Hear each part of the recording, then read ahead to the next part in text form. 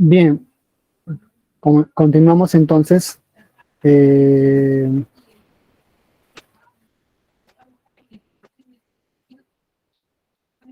entonces, la economía, ¿no? Decíamos que la pesca y el comercio van a ser muy importantes, ¿ya? Y esto se va a reflejar en la propia ciudad de Chanchán, como nosotros estábamos viendo, ¿no? Ya sea en los frisos o en las propias murallas. Bueno, con respecto a su historia, ¿ya? O al gobierno, ¿no? Es un gobierno expansivo, como se ha dicho, ¿ya? Construye fortalezas como Paramonga, ¿no? Y Narigualá en Piura. La capital es Chanchán, ¿ya? Y tiene varios centros administrativos, ¿no? Por ejemplo, Galindo, Farfán, Cabeza de Vaca o Cabeza de Huaca, que está en Tumbes, por ejemplo, El Brujo, Túcume, ¿no? Recuerden que ellos conquistan a los lambayecanos, entonces Túcume es parte también de lo que va a ser China.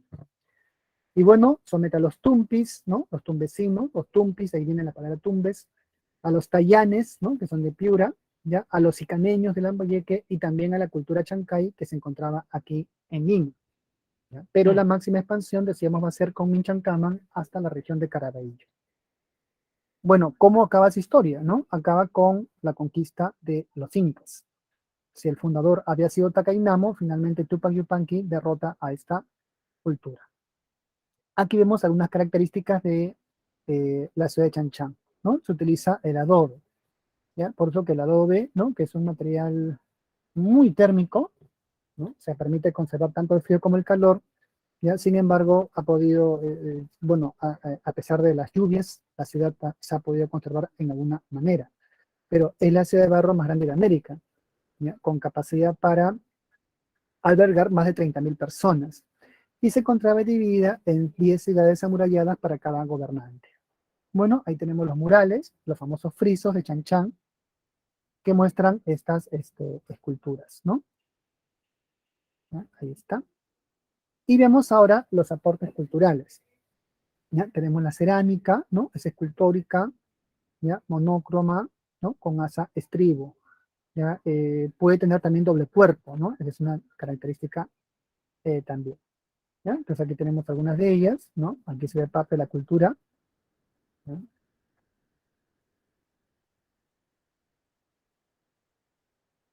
Y bueno, esta es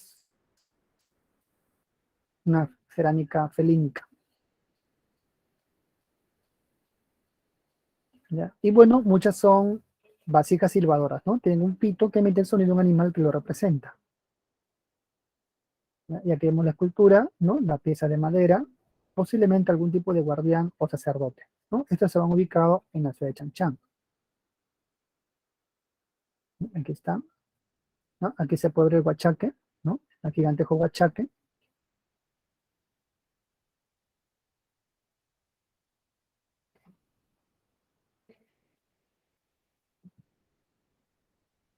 Y acá sus aportes en la orfebrería, ¿no?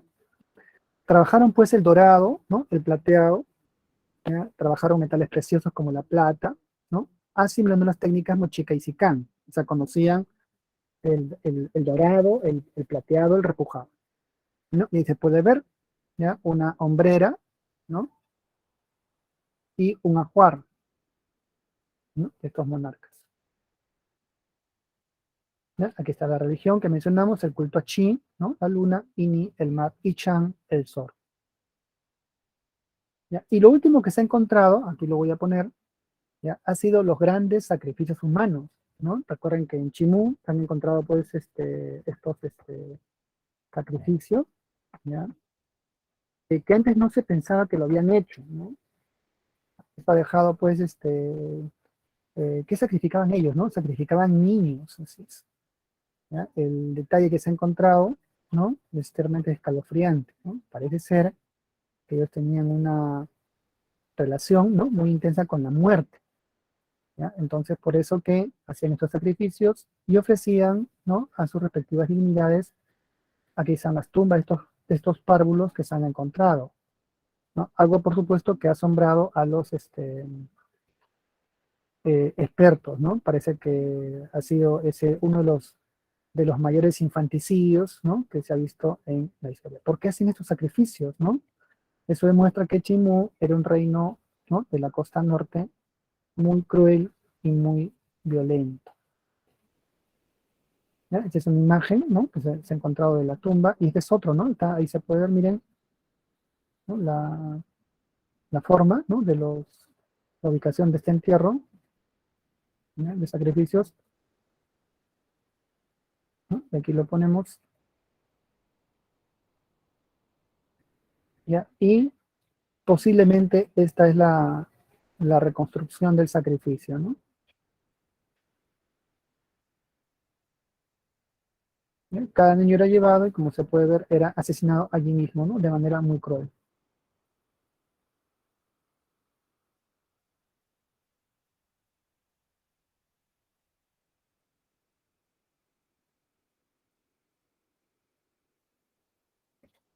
Bueno, esa es pues la historia, ¿no? Como dice la película Corazones de Hierro, ¿no? No sé si han visto, de la Segunda Guerra Mundial, ¿no? ¿Ya? Los ideales son buenos, la historia es violenta, ¿no? Bueno, la caída. Ellos se van a enfrentar a la expansión inca, ¿ya? Bueno, ¿con qué inca? Tupac Yupanqui, ¿no? Este puede ver el Terpat Minchacaman y capturó Chan desviando los canales de irrigación. Recuerden que Chan está construida también sobre un conjunto de canales de irrigación, ¿ya? Y eso hace que también el segundo intermedio sea calificado como el periodo del renacimiento agrícola, ¿no? O el renacimiento hidráulico, mejor dicho, ¿no? ¿Por qué? Por las mismas características que tiene la ciudad de Chan, ¿no? Entonces, ante ello, ¿ya? Y ante la posibilidad de quedarse sin agua, recuerden que el agua es muy importante, ¿no? Para la agricultura y la sobrevivencia en la ciudad. Obviamente que esto produjo la caída, ¿no? Y aquí pueden ver, miren, el radio de acción que tuvo el Imperio Chimú. Aún nos hablan del Imperio Chimú por esa razón, ¿no? Miren, muy importante en la zona, ¿no? Eso es según la BBC, ¿no? Una reconstrucción. Y bueno, el Cusco finalmente los avasalla, ¿no?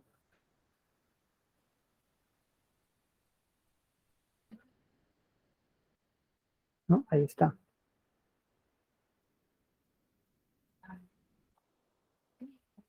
Ya, ahí tenemos este famoso mapa, ¿no? Bien. Y acá tenemos ya la cultura chincha, los fenicios del Perú, ¿no? Los fenicios del mundo antiguo, ¿ya? Recuerden que la cultura chincha son grandes comerciantes, ¿no? Ellos van a articular toda una red, ¿no? De comercio, ¿ya? Decíamos hasta toda la costa norte, ¿no? ¿Ya? De Perú, y por supuesto posiblemente con más allá, ¿no? Hasta Ecuador, Colombia. Y esto lo sabemos ¿por qué? Porque los chinchanos iban hasta Ecuador, hasta las Islas Galápagos, ¿no? Que estaban muy lejos de la costa, para obtener el preciado espóndilis, ¿no? Esa era un poco la racionalidad económica que ellos tenían, ¿no? Le daban importancia al espóndilos porque tenían una función ritual o religiosa, ¿no? De ahí la importancia que tiene, ¿ya? Y bueno, ¿no? Ahí vemos su ubicación, está ¿no? En el Valle de Chincha, ¿ya? En Ica, ¿no? Y obviamente ahí tenemos los complejos arqueológicos, ¿no? Chinchaycaman, La Centinela, La Cumbre, Tambo de Mora, bueno, entre otros.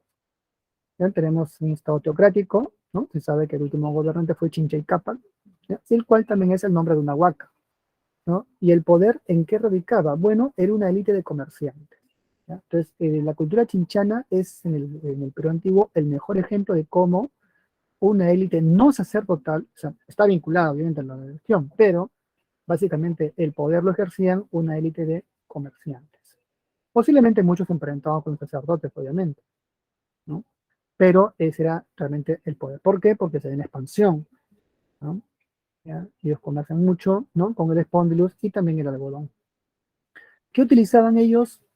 Los adobones o tapieles para su arquitectura. ¿Ya? Ahí está mencionada la centinela, ¿no? La cumbre y el tambo de mora. Y la escultura, lo que han quedado son los remos ceremoniales y tallados en madera. ¿Ya? Tenemos vigas también, y bueno, aquí tenemos el remo, ¿no? Aquí está ceremonial. ¿Ya? El mar, ellos estaban vinculados mucho al mar, ¿no? Era como que su principal referente cultural, ¿ya? Y bueno, también, ¿no? Tenían, ahí pueden ver una quena, ¿no? Ritmos musicales, ¿ya? Y en la metalurgia destacan los vasos retratos, llamados también vasos narigones. Como la región era importante para los incas, ¿ya? Ellos finalmente fueron sometidos. No, no fueron conquistados, ¿ya? Porque la conquista significa guerra, ¿no? Recuerden que la conquista es una palabra musulmana que significa guerra, opresión, imposición violenta. Bueno, así que se produce una suerte de acuerdo, ¿ya? Los sacerdotes chinchanos al final entienden que no podían enfrentar a los incas y tratan de asimilarse a esa cultura. Es por eso que los incas convierten a Chincha, ¿no?, en la principal cabeza de región llamada Chincha Itzuyo, ¿no?, la cual es bien conocida ahora que hablaremos de los incas. Esto se va a hacer en el reinado del Inca Tupuyupanqui, ¿no?, obviamente. ¿Ya? Entonces aquí está. Y la economía intensiva, ¿no? Entonces tenemos la agricultura, ¿ya? Pueden ver. El comercio triangular, ¿no? La pesca también es otra actividad importante, pueden ver acá, ¿no? Pero básicamente el comercio triangular a larga distancia, ¿no? ¿De dónde? Desde el norte, Ecuador, hasta el altiplano, ¿no? ¿Para qué? Para obtener carne de camellos, obviamente, y el famoso muyu o spondylus, ¿no? Pero el spondylus princeps, ¿no?, que es uno de los más valiosos, ¿ya? Así que ellos desarrollan tanto el comercio marítimo como el comercio terrestre, ¿no? Interesante, ¿no? En el caso de Chincha, debido a que es una cultura costeña, ¿no? Principalmente. Por esa razón destaca mucho, ¿ya? Bueno, aquí está la ruta de comercio marítima, ¿no? Como se ve en el gráfico, pero aquí está descrito, ¿ya? Es decir, es comercian con Ixma, ¿no?, con Chimú y la isla de Puna. Es interesante porque los Chimú no llegaron hasta la zona, quizá porque en el medio, ¿no?, ellos conquistan la región de Caraballo, el norte de Lima, pero recuerden que las culturas de Lima son muy fuertes, ¿ya? Uno dice las culturas de Lima, pues la cultura Ishma, ¿no?, los señoríos de Coyique, de Sulco, ¿no? Surco, ¿no?, que ahora es Surco, pero es Sulco en esa época, o de Taulichusco, ¿no?, o sea, del centro de la capital, del Rímac, ¿no?, porque estaba ahí estaba el ídolo del Rímac, del Urín, Pachacama, en fin, de la Huaca, del señor de Coyique, en fin, todo de Maranga, ¿no?, de San Marcos, bueno, en fin, de San Miguel de Madena. Ellos eran muy fuertes, ¿no? O sea, no es que los chinos podían vencerlos fácilmente. Recuerden que al haber mucha diversidad, lo cual hacía que era difícil pactar con muchos de ellos. Recuerden que cuando los españoles fundan la capital, ¿ya?, ellos enfrentan de manera exitosa a Manco Inca con el apoyo de estos señoríos, ¿no? Por eso que no podían ellos ir más allá. Y establecían relaciones comerciales con los chinchanos, ¿no?, de manera inevitable. Así que los chinchanos, como pueden ver, además ellos hacen un invento, ¿no? ¿Qué inventan ellos? Las monedas de cobre, ¿no? Estamos hablando de las tachitas, ¿ya?, que es el primer medio de circulación que en el Perú nunca había existido, ¿no?, la moneda, pero acá los chinchanos inventan las tachitas de cobre. Entonces, con esa moneda, o sea, esa monedita de cobre, esas tachitas, son hachuelas de cobre, se convierte en un medio de intercambio que facilita las transacciones comerciales, porque es muy difícil, pues, comerciar en trueque, ¿no? O sea, en el trueque tú tienes que trocar un producto con otro. Pero si pones como intermedio, como medio de pago, una achita de cobre o achuelas de cobre, entonces el comercio es mucho más fácil, ¿no? Ya no es tanto el peso, sino la garantía de recibir la moneda, ¿no? Bueno, entonces ahí tenemos el comercio, ¿ya? Comercian con los Ichma, comercian con Chimú, ¿no?, con la isla de Puná, con Guayaquil, y extraían ahí el famoso muyo o espóndilos que servían para hacer las ceremonias religiosas. En el comercio terrestre comerciaban con el centro y sur, ¿no?, los aymaras, para extraer, pues, la carne de los camellos, el charqui y también el cobre, ¿no?, de la región. La cerámica es utilitaria, ¿ya? Tenemos recipientes de cuello largo, polícromos y con figuras geométricas, ¿no?, muy valiosos. Y bueno, la caída, ¿ya?, podemos decir una caída e integración, estableció una red comercial, una alianza comercial, pero en una condición subordinada con los incas, ¿no? Ahí está el detalle, ¿ya? A diferencia de Chimú, que presentó resistencia, ¿no?, ¿no?, los chinchanos más bien se incorporaron al imperio, pero claro, sometidos, y los incas van a aprovechar esto para hacer una expedición famosa con el Inca Tupac Yupanqui, recuerden. ¿Cuál fue la expedición? La expedición hacia Oceanía, ¿no? Pero eso lo veremos ahora cuando hablemos de la cultura inca, ¿ya? Entonces ahí está, ¿no? Ahora hablaremos del Tahuantinsuyo, ¿ya? La historia de los incas, ¿no?, el imperio, de 1400 a 1532. ¿Ya? Primero, ¿no?, vemos algunas generalidades, ¿ya? La ubicación, ¿no?, regional. Es muy importante, ¿ya? El territorio que abarcó el imperio de los incas básicamente comprende, ¿no?, la parte más importante de América del Sur, miren, ¿no?, en el mapa, ¿ya? Está ubicada ¿no? O se ubicaron en la costa central y occidental de América del Sur, ¿ya? Como se puede ver allí, abarcando 6 países, ¿no? ¿Ya? Colombia, Ecuador, Perú, Chile, Bolivia, Argentina. ¿Ya? Entonces, todos estos países han recibido influencia peruana, o sea, influencia de nuestro pasado antiguo, ¿no? Que fue un pasado, pues, como pueden ver, histórico, aunque claro, no tenían todo el control de la selva amazónica, ¿no? Hoy está en el Perú, pues, Loreto, ¿no? Y bueno, compensa un poco la pérdida de el control de estas antiguas regiones, pero igual, recuerden que en época republicana hubo guerras, ¿no? Para, bueno, dirimir el tema territorial, ¿no? En fin, ya, pero ese fue el radio de acción que tuvo los incas, ¿no? Miren, casi todo Chile, ¿no? Miren, si vemos en el mapa, Chile es apenas un pequeño, eh, ¿no? Un pequeño fragmento, ¿no? Quizá insignificante, ¿no? Claro, en el Arauco antiguo chileno. Entonces, este desarrollo que los españoles van a encontrar en esa región, que van a incorporar como gobernación, ha sido un aporte incaico, porque ellos llegan hasta el río Maule, ¿no? Hasta esa zona. Y bueno, en el norte está el río Ancasmayo, en la región de Pasto, en Colombia. Al este, ¿no? En la selva amazónica, ¿ya? Y al oeste, el Océano Pacífico. En eso van a fundar las 4 regiones que la va a hacer Tupac Yupanqui, ¿no? Entonces, al norte el Chinchaysuyo, ¿no? Al sur el Collasuyo, que es el número 3, ¿no? Al oeste el Contisuyo y hacia el este el Antisuyo. ¿Bien? Entonces tenemos los 4 suyos allí, ¿no? Entonces el Chinchaysuyo tiene la mayor población y mejores tierras agrícolas, ¿ya? Más de cultivo. El Antisuyo, la selva alta, ¿no? Como se puede ver, el Collasuyo, la región más extensa y ganadera, ¿no? Ahí están los Lupaca, los Colla, ¿no? Y el Contisuyo, la región más pequeña. ¿Ya? Algunos autores señalan que hay un quinto, ojo, lo digo porque está en los libros hoy día, ¿no? Hay un quinto suyo, el Cola suyo, que correspondería a la región de Moquegua, y que sería una zona intermedia, ¿ya? Pero aún no se ha incorporado de manera oficial, ¿no? Pero hay trabajo ya que hablan del quinto suyo o el Cola suyo. Bueno, y los límites están ahí, ¿no? Es decir, al norte con el río Ancasmayo, ¿no? Al este con la Amazónica, al sur el río Maule y al oeste el Océano Pacífico. Lo segundo es un imperio multiétnico, multilingüístico y multinacional. ¿Por qué? Porque hay muchos pueblos, ¿ya? Extremos, ¿sí? Y de diversas categorías étnicas, ¿ya? Tenemos ahí uros, ¿no? Tenemos, ¿no? Los gauchos son de Argentina, ¿no? Pues tenemos araucos, tenemos uros, ¿no? Multiétnico, ¿no? Multilingüístico, ¿ya? Tenemos collas, tenemos lupacas, tenemos huarpes, ¿sí? Tenemos diaguitas, en fin, ¿ya? Entonces, los pueblos de pastos, ¿no? O sea, tenemos pastos, diaguitas, huarpes y cuyos, ¿no? Araucos en Argentina, ¿no? En Chile, perdón, ¿no? La capital es el Cusco, ¿ya? Llamadas para ello el ombligo del mundo, ¿no? Para ellos el mundo era la región que ellos conocían, igual que los romanos pensaban que el mundo era el Mediterráneo, ¿no? Bueno, aquí ellos piensan que el mundo es ello, ¿no? Sudamérica, ¿ya? Y esa imagen lo proyectan hacia Argentina hasta Panamá, ¿no? Cuando vas con Miguel de Balboa, encuentra el Océano Pacífico y pregunta a los caciques que hay hacia el sur, ellos le responden que hay un imperio rico en oro. Entonces, eso despierta el interés por explorar todas esas zonas, ¿no?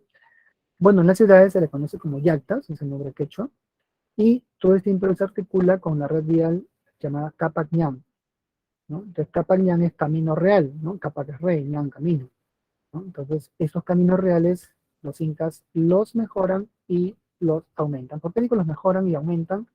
Porque ya había existido uno anteriormente. ¿Cuál fue? Los que hicieron lo del Imperio Wari, ¿no? Bien, esto en la parte geográfica, ¿ya? Y en la parte multiétnica, ¿no? Y multilingüística. ¿Ya? También abarca una gran cantidad de microclimas, ¿no? Algunos autores hablan de 80, 120 microclimas y muchas regiones, ¿no? O microregiones, cada una de ellas con una producción en particular. Es por eso que cuando se habla del Tahuantinsuyo, el mejor ejemplo que se pone es este, ¿no? El control del territorio y el control del espacio. Allá, sí, una buena pregunta. Sí, con respecto a su historia, recuerden que los incas aparecen, ¿ya? En el intermedio tardío, pero se vuelven un imperio en 1400 fue justamente, con Pachacútec, Tupayupanqui, porque ellos gobiernan de por vida, ¿no? Huayna Cápac, Huáscar y Atahualpa. ¿Ya? Entonces tenemos de 1400 al 1532, tenemos básicamente unos 132 años, ¿no? ¿Ya? El periodo anterior corresponde al periodo legendario incaico. Hablamos de Manco Cápac, ¿no? O sea, el primer gobernante, ¿ya? En donde los incas apenas eran un pequeño reino, ¿ya? O sea, como imperio lo tenemos a partir de Pachacútec, ¿no? ¿Ya? Que gobierna hasta su muerte, ¿no? Hasta que es un anciano, y luego establece el correinado con su hijo Tupayupanqui, ¿no? Y así, ¿ya? Entonces, esto respecto a lo histórico, y, ¿no? Decíamos, estamos allá. Estábamos hablando de su importancia geográfica, ¿no? O sea, los territorios que abarcó y las regiones que controló. Entonces, los incas, por eso que eran estratégicos, ¿no? O sea, ellos practican lo que hoy día los economistas llaman economía no monoproductiva, sino multiproductiva, ¿no? Multiproductiva, ¿ya? O diversificada, ¿no? Eso es, la diversificación productiva, ¿no? Es lo que ya se habla, ¿no? En el Perú y en el mundo, ¿no? Ya el Perú tiene esa característica, ¿ya? A diferencia de otros estados que más bien promueven la unificación de la producción para depender de otros en un comercio mundial, el Perú tiene esa ventaja estratégica, ¿no? Por eso que esa historia es muy importante, ¿no? O sea, ¿cuál es la ventaja que los incas tenían para ser independientes? Bueno, la producción multiproductiva, o sea, explotaban todas las regiones y la producción en cada región. De esta manera, como señalan los expertos, entre ellos el doctor Valdemar Espinosa, que es el único experto hoy día, ¿no? Historiador vivo en el Perú, ¿no? En el Perú y en el mundo, ¿no? ¿Ya? El doctor Espinosa señala que en el Imperio Incaico no se pasó hambre, así es.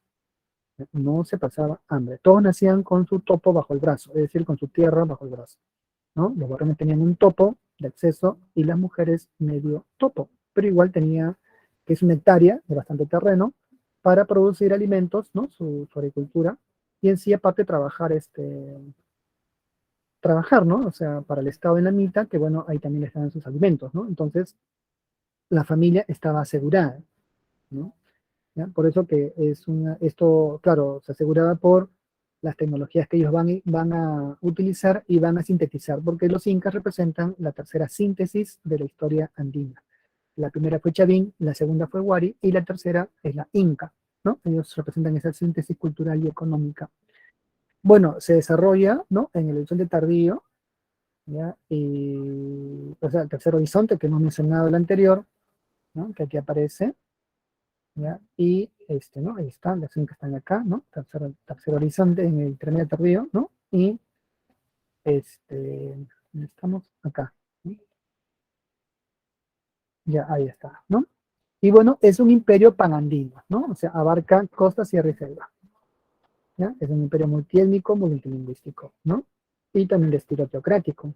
¿Ya? Hay dos incas, ¿no? El inca de Urín y el inca de Anam. El inca de Urín es el sumo sacerdote.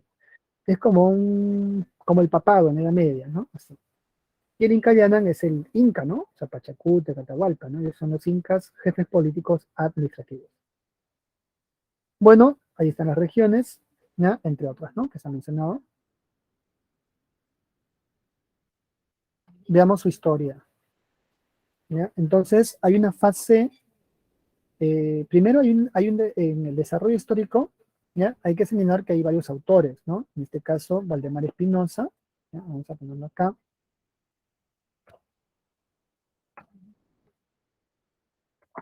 ¿Ya? Bueno, se hizo famoso con su libro, Los Incas, justamente, ¿no? Es el libro más leído en el Perú, ¿no?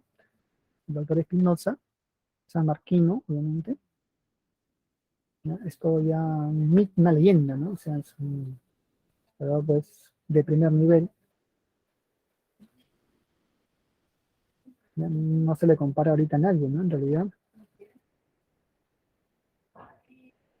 Y premiado en muchos países, ¿no? No solo el Perú. Bueno, entonces aquí tenemos la fase regional, ¿no? Aquí lo divide Valdemar Espinosa en dos fases, ¿no? Fase regional y fase imperial. Pero también lo divide con un periodo anterior, que es la etapa legendaria, ¿no? Y esto se ve por los mitos de fundación. ¿ya? El mito de los hermanos Sayer y el mito y la leyenda de Manco Cápac y Mama Oyo. Ambas narradas por los cronistas, de la leyenda de Manco Cápac y Mama Oyo, ¿no? Ya sabemos que lo narra el cronista Garcilaso de la Vega, ¿ya? Y el mito de los hermanos Sayer, ¿no? Digamos, lo trabaja, lo estudia eh, eh, el cronista Juan de Betanzos, ¿no? Él recupera este mito, ¿ya? Entonces, este mito refuerza la idea, ¿no? Y es lo que afirma también el doctor Espinosa por información que ha encontrado en Bolivia, de que los incas vienen de la cultura tiahuanaco, ¿ya? Él es el único que lo afirma y bueno, los mitos lo evidencian, ¿no? Ellos salen del lago Titicaca, ¿no? Estaban escondidos ahí, ¿ya? Y llegan al Valle del Cusco que estaba ocupado, ¿no? Así que los incas comienzan a pelear contra los pueblos que están allí, los alcahuizas, los ayercuchus, los aguaceras, los ayarmacas, los poques. De ahí de los poques saldrá el Poquencancha, el famoso Poquencancha, que era un museo archivo, y luego se van a denominar como este, pueblos, eh, como unos tablones de madera, ¿no? En fin. Bien. Y en esta fase regional, ya, cuando llega Manco Cápac, ¿no? Se forma una confederación, ¿no? Con los pueblos que estaban aquí. ¿Ya? Recuerden que esta fase regional, los incas son dos dinastías, ¿no? Tenemos a los incas de Urín, ¿ya? Los nombres son bien conocidos, ¿no? Manco Cápac, Sinchiroca, ¿ya? ¿No? Sinchiroca, Yoque Yupanqui, ¿no? O Maita Cápac, Yoque Yupanqui y Cápac Yupanqui. ¿Ya? Cápac Yupanqui es el último rey o inca sacerdote, porque son religiosos, es Urín, ¿no? Bueno, él estaba casado con Cusichimbo, ¿ya? Y bueno, ella lo engaña, hay un golpe de estado con Inca Roca. Inca Roca pertenece a los Sanan y muere, ¿no? Capayupanqui. Así se produce el cambio de los Urin a los Sanan, de manera violenta, ¿no? Bueno, Inca Roca gobierna, su hijo es Yaguarhuaca, Yaguar es sangre, ¿no? Entonces Yaguarhuaca, la huaca que llora sangre. Y se le llama así porque este niño, Yaguarhuaca, que aún era niño, el Auqui, ¿no? Fue capturado por los Ayarmaca. ¿Ya? Y bueno, según la leyenda, le comienza a salir sangre de los ojos, ¿no? Entonces los Ayarmacas asustados lo dejan en libertad, ¿ya? Pensaban que el dios Sol estaba con él, ¿no? O sea, lo estaba protegiendo. Y bueno, el hijo de Yaguarhuaca es Huiracocha, ¿no? ¿Ya? Él es el último rey de la fase regional, ¿no? Ya era un anciano, tenía 60 años cuando deja el gobierno en manos de su hijo Inca Urco, que no aparece en en la relación oficial que hace Garcilaso, ¿no? Pero existió. Inca Urco era un Inca, eh, digamos, no capacitado para digamos, dirigir el imperio, ¿no? Y en ese contexto aparecen los chancas, ¿no? Así es, ¿no? Las panacas asustadas, ¿no? Porque los chancas amenazaban con tomar el Cusco, llaman al Lauqui Cusi Yupanqui, ¿ya? Él organiza la resistencia y invita a los demás señoríos, ¿no? Que ya eran amigos de los incas a participar en la guerra. Estos señoríos le dicen a Pachacútec, a Cusiyupanqui, ¿no? Que aún era Cusiyupanqui, le dicen pues que le van a apoyar si los incas ganan la batalla. Y Cusiyupanqui, bueno, derrota a los ídolos que les comenté, ¿no? A los ídolos chancas, ¿no? Captura a los ídolos de Uncovilca y Ascubil, que lo destruye en pleno combate, ¿no? De la batalla de Yaguarpampa, y así los otros señoríos bajan de los cerros y completan la victoria, ¿ya? Los incas con Pachacútec inventan la historia de que las piedras se convierten en guerreros, y así habían obtenido la victoria por mandato del dios. Lo cierto es que no había sido así, pero eso es parte pues, también de la leyenda y la mitología que los incas fabricaban para justificar el por qué debían ellos gobernar, ¿no? El imperio. Bueno, así que Cusillupanqui regresa al Cusco, ¿no? Huiracocha había huido con su hijo Inca Uruco, y las panacas lo proclaman Zapa Inca. Zapa es, o sea, Zapa Inca significa quien gobierna a otros señores, o señor de los señores, o quien ordena la tierra, ¿no? O rey de otros, ¿no? Entonces Pachacútec se hace cambiar de nombre, ¿no? Se va a llamar Pachacútec, que significa el que ordena la tierra, porque Pacha es tierra, o el que transforma el mundo. Y así nace el imperio, ¿no? Luego de esta guerra contra los chancas.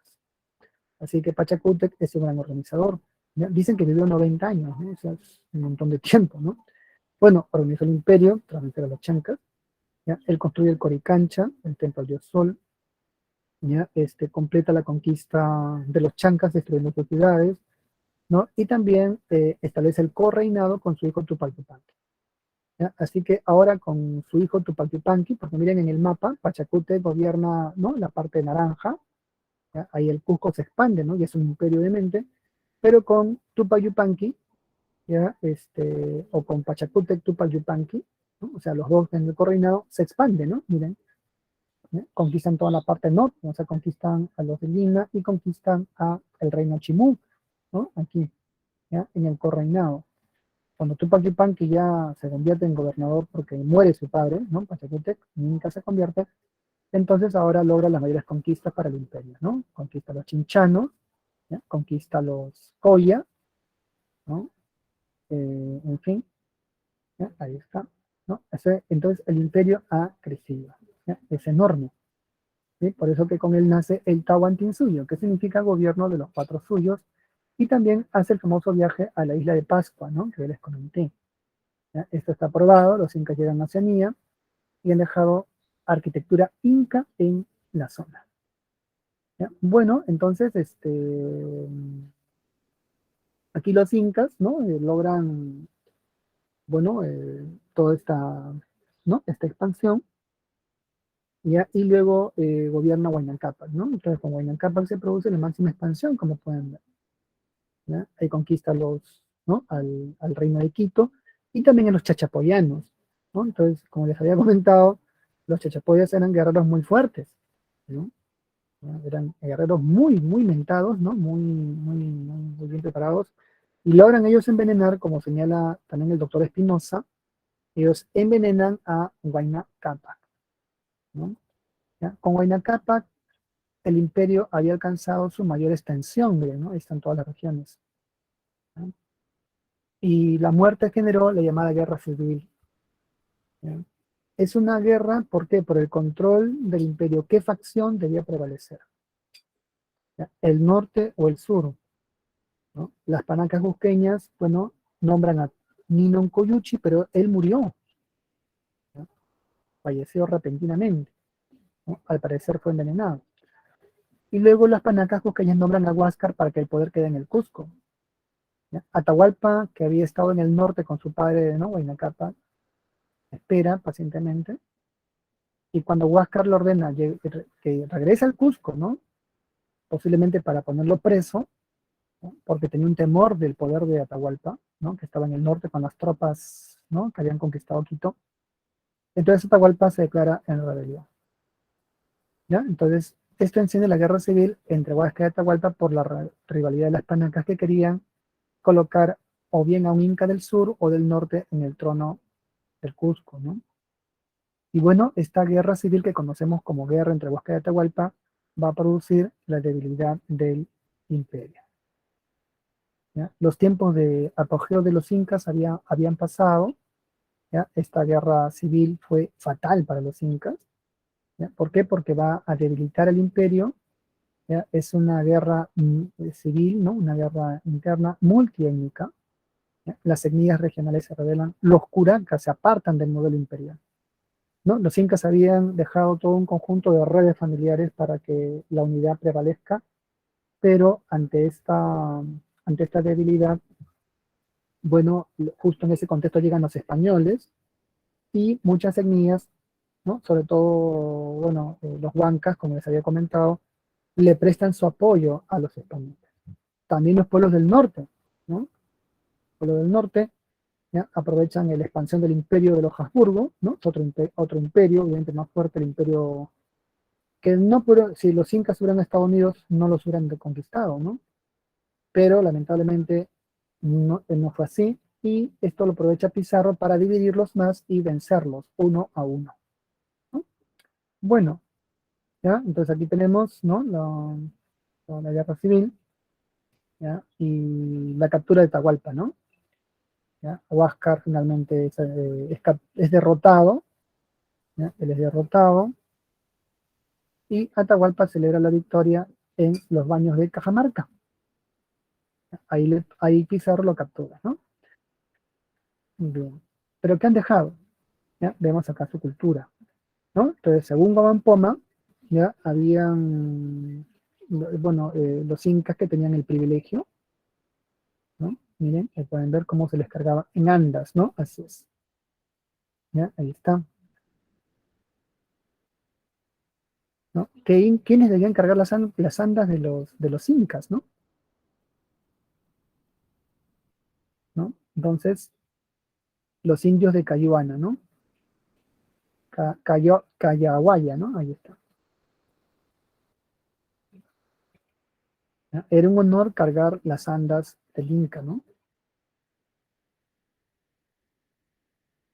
¿Ya? Esto de las andas no era, es relevante, sí, porque el Inca fue capturado en las andas, ¿no? Según Garcilaso, como el Inca Atahualpa persistía en sus andas, la clave fue matar a los cargadores para que las andas se cayeran al suelo, ¿no? Y eso ocurrió finalmente, ¿no? Bien, como imperio político, ¿ya? Muy técnico, ahí vemos la pirámide política, ¿no? El Zapa Inca era el emperador, ya era la máxima autoridad. El Auqui es el príncipe heredero, pero ojo, los incas preferían al más capaz, ¿no? Al que estaba mejor habilitado para hacer el gobierno, ¿no? Los tocuiricos eran los que informaban directamente al Inca del cumplimiento de la ley, así que es un fiscalizador. Y el Inca gobierna los suyos, el Tahuantinsuyo con los japos suyos. Cada es el jefe de los suyos, cada uno al mando de un suyo, ¿no? Dentro de cada suyo tenemos a los apunchik, que son los tucritut, jefe de las provincias, dentro de los suyos, y los curacas gobiernan los aylus. Los curacas eran la base, ¿no? Son parte de la nobleza regional. ¿Ya? Los incas se enfrentaban más que nada con ellos, ¿no? ¿Por qué? Porque de esta manera, ¿ya? De esta manera se aseguraban, ¿no? O buscaban asegurarse la fidelidad del curaca. ¿Ya? Si los curacas no eran fieles, ¿no? Entonces, ¿ya? Si los curacas no eran fieles, ¿no? ¿Ya? Era el problema para el Inca, ¿no? ¿Qué hacer? ¿Ya? Y en efecto, ¿no? En las guerras civiles entre Huasca y Atahualpa, finalmente los curacas, muchos se aliaron con los españoles, ¿no? Bien, los chaquis, ¿ya? De los ayllus, ¿no?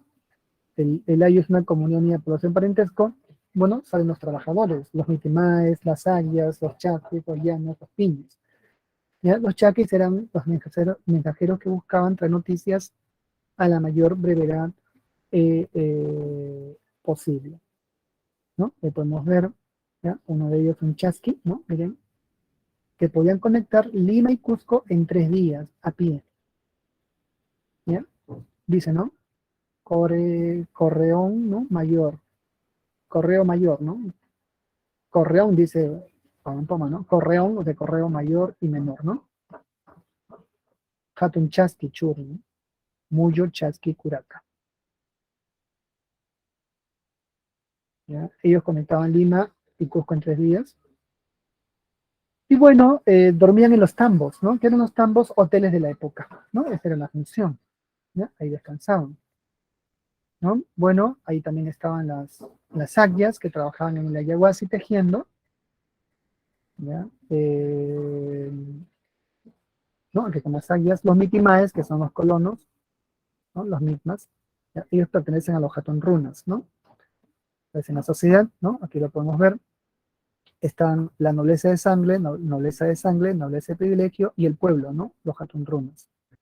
Las panacas son la familia de los incas y sus descendientes. ¿Ya? Cada panaca lleva el nombre del inca que la funda, ¿no? Entonces hay una panaca con el nombre de Atahualpa, de Manco Cápac, ¿no? Cada inca que ha tenido su familia forma la suya. ¿Ya? Y recuerden que se paseaba siempre las momias, ¿no? Para recordar su poder siempre, ¿ya? Digamos como hoy día, ¿no? A veces se recuerdan a personajes célebres, ¿no? O familias o a presidentes. Bueno, en esa época, ¿no? Ustedes han visto a veces en las noticias aparece, ¿no? Hoy viene a aceptar al presidente, ¿no? En fin, se va recordando. Igual también los incas, para que ese poder permanezca siempre, paseaban a sus momias para que el pueblo lo viera y los tuviera siempre presentes como si estuvieran en vida, ¿no? Para que el pueblo nunca olvidara quiénes eran los gobernantes, ¿no? Bueno, la nobleza de privilegio, ¿ya? Son la nobleza de sangre, las panacas, ¿no? Ellos sirven al inca y se emparentan entre ellos. Y la nobleza, o sea, la nobleza de privilegio son aquellos que por servicio, ¿no? Son ennoblecidos, pero no pueden emparentarse con la familia de las Panancas, ¿no? Está prohibido. ¿No? El drama Ollantay lo demuestra, ¿no? La nobleza provincial son los curacas subornados al Cusco, ¿ya? Ellos son los que, el eslabón principal, ¿no? Y conectan al pueblo, los Hatun Runas, con el Estado, ¿no? Entonces, ¿cómo se organiza el pueblo? Con los ayllus, que son comunidades unidas por lazo de parentesco, ¿ya? Y se vinculan por la tierra también, ¿no? ¿Ya? Y bueno, de ahí salen los trabajadores mencionados, ¿no? Los yanaconas son los sirvientes del Estado, ¿ya? Están desarraigados del ayu, son de varios tipos, ¿no? Los yanaconas. Y los pinacunas son los esclavos, ¿no? Trabajan en los cocales, unas zonas muy difíciles de trabajo. ¿Ya? Pero bueno, esa es la característica, ¿no?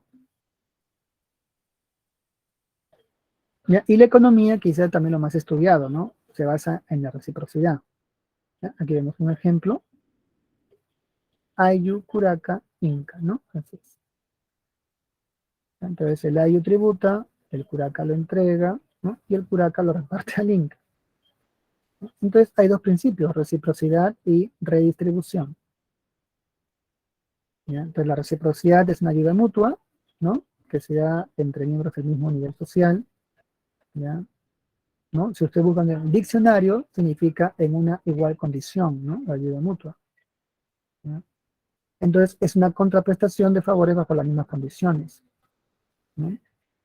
Y el Inca practica la redistribución, ¿no? Que significa repartir los excedentes del Estado.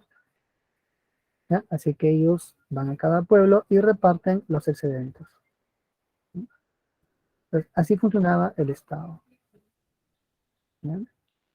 Bueno, ¿qué actividades económicas practican los incas? Practican, bueno, la ganadería, la textilería, la pesca, ¿ya?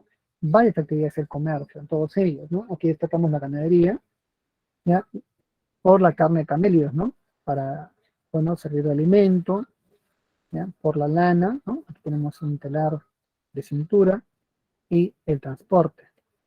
¿Ya? Así que los incas conectan con sus, ¿no? llamas y, ¿no? El pueblo, bueno, conecta con el comercio, las regiones diferentes, ¿ya? Y aquí vemos un telar de cintura, seguramente para hacer una vasca, ¿no? O que es la ropa común, ¿no? Hecha con lana de llama, seguramente, o alpaca, ¿no?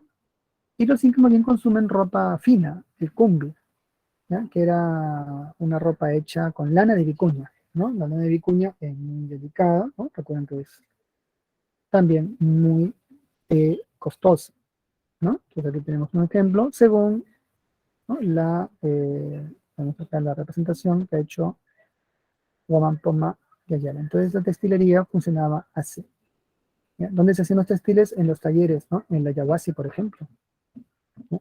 Yaguasi significa, Agya es escogida, ¿no? Iguasi, casa de las escogidas. ¿Ya? Eran hechas por mujeres, ¿no? Aquí vemos a las aguias, escogidas ¿para qué? Para trabajar, ¿no? Obviamente en la Yaguasi. ¿Ya? Ellas eran utilizadas como llana aguias, curagallas, ¿no? En fin, como tejedoras, bailarinas, en fin, y muchas otras funciones, ¿no?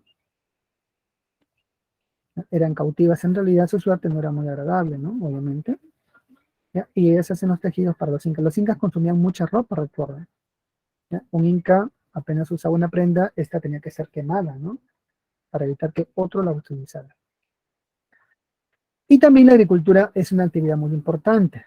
¿Ya? Vean los andenes, ellos perfeccionan los andenes, ¿no? De los Huari, ¿ya? Ahí están los andenes de Moray, ¿no? Para extender los cultivos, y utilizan también el control vertical de pisos ecológicos, herencia Tehuanaco y herencia Coya. ¿Ya? También en la reciprocidad distribuyen tierras, ¿no?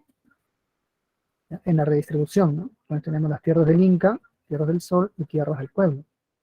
¿Ya? Las tierras del Inca son del Estado, de las Panacas y los señores étnicos, ¿no? ¿Ya? Los trabajadores tenían que trabajar las tierras del Inca, las tierras del Sol, ¿no? Tierras del culto trabajadas para mantener el clero, ¿ya? Al villacumo, ¿no? El sumo sacerdote y los tarpuntades, que eran parte del clero incaico. La trabajan los micayos, obviamente, ¿no? Ambas tierras. Y bueno, también al pueblo le daban su tierra, ¿no? Recuerden que la tierra comunal es el SAPSI, ¿ya? Y los topos entregados a hombres y mujeres, ¿no? A los hombres un topo, a las mujeres medio topo. Y lo que destaca es el trabajo colectivo, ¿no? Es un dibujo de Don Poma, ¿ya? Como pueden ver, todos trabajan, ¿no? Hombres y mujeres, ¿ya? Claro, el trabajo se distribuye por la actividad. Yo pienso que aquí en esta representación, si se dan cuenta, las mujeres hacen más trabajo que los hombres, ¿no? Porque el barbecho se hace con la chaquitalla, ¿no? Ya, que significa las piernas, ¿no? Fuertes, ¿no? Pero eso lo puede hacer la mujer. En cambio, la mujer tiene que, miren, poner la semilla dentro de la tierra. Eso significa agacharse y doblarse la cintura, ¿no? Ese es el problema, ¿no? Y aparte hacer la comida, ¿no? Pero bueno, así fue distribuido. Y bueno, tenemos la forma de trabajo colectivo, la MITA, ¿no? Que es el trabajo en favor del Estado, ¿no? Es el tributo que se paga en trabajo de 18 a 50 años, ¿no? De acuerdo a ley. El AINI es la reciprocidad entre los miembros de un AIU, ¿ya? Y la MINCA, el trabajo colectivo y obligatorio en favor de la AIU, ¿no? Obviamente también en favor del CURACA.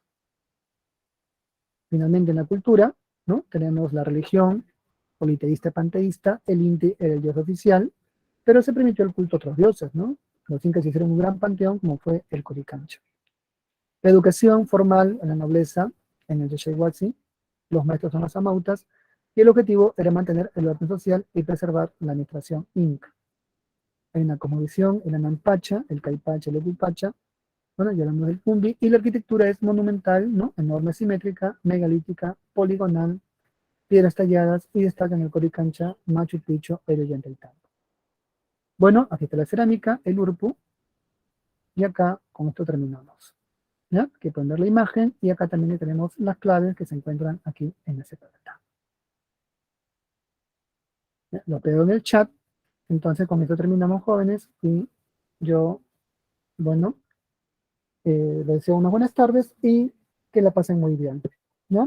Muchas gracias, un abrazo, cuídense mucho.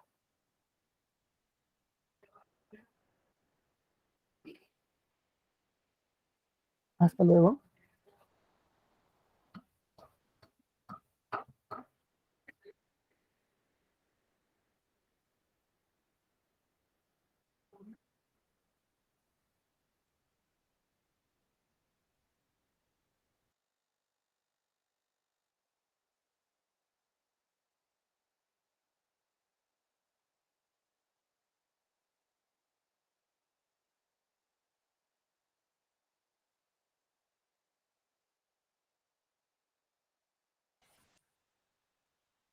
Buenos días.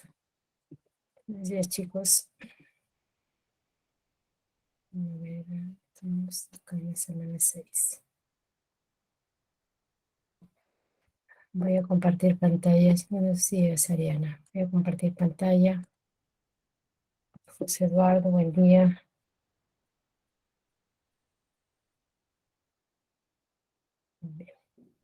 Ay, ya, buenos días. Bien. Estamos compartiendo pantalla.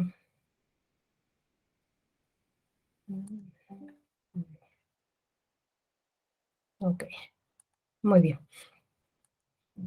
Bien, empezamos el curso que vamos a desarrollar en esta semana, en el curso, o el tema que vamos a desarrollar en esta semana en el curso de aritmética, va a ser el teorema fundamental de la aritmética. Existen dos teoremas con los cuales usted debe llegar a la universidad y conocerlos bien.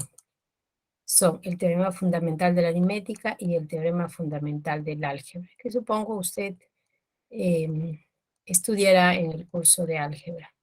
Y los enunciados de estos ambos teoremas son muy cortitos, ¿no? Dice, por ejemplo, el teorema fundamental del álgebra dice, todo polinomio de grado n posee n raíces.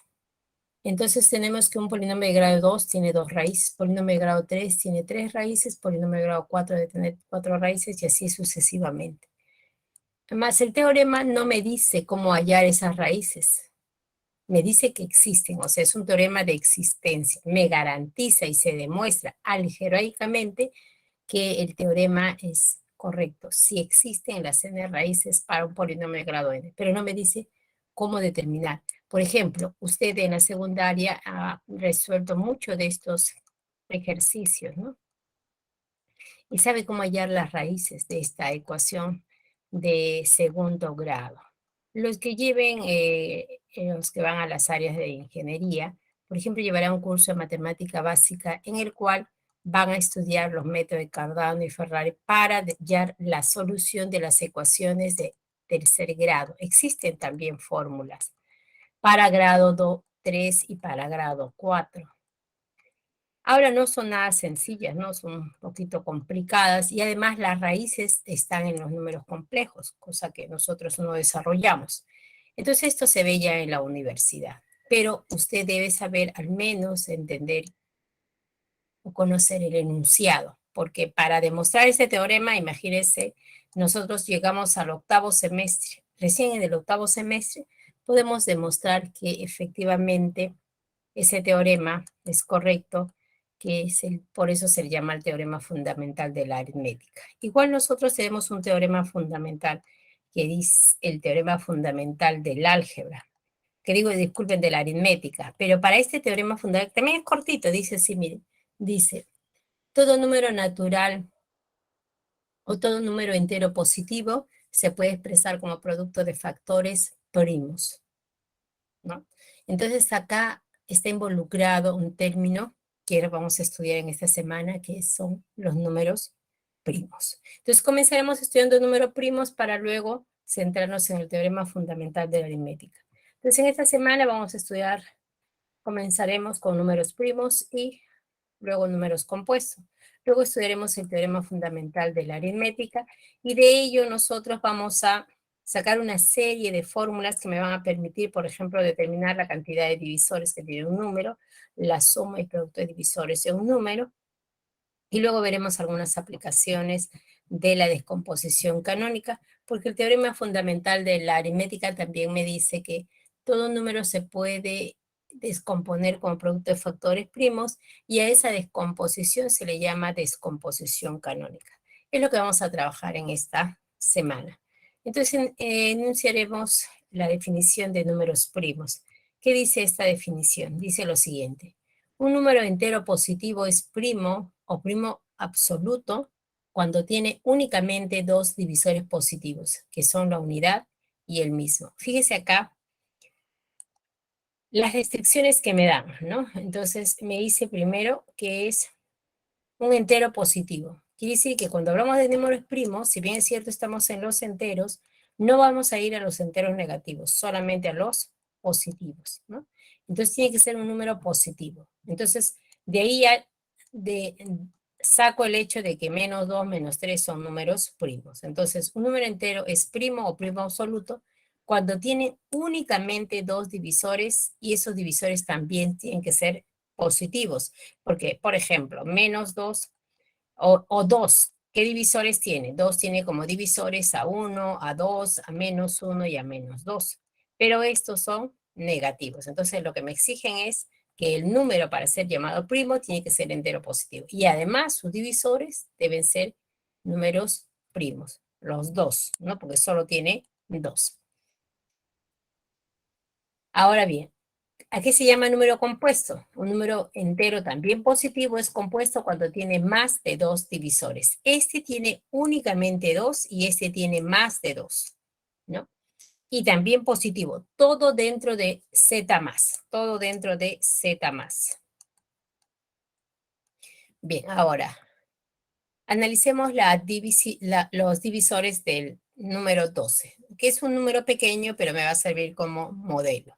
Entonces, ¿cuáles son los divisores de 12? Recordemos, son 1, 2, 3, 4, 6 y 2. Estos son los divisores que tiene el número 12, de los cuales 2 y 3 son números primos. A eso se le llama los divisores primos del número 12.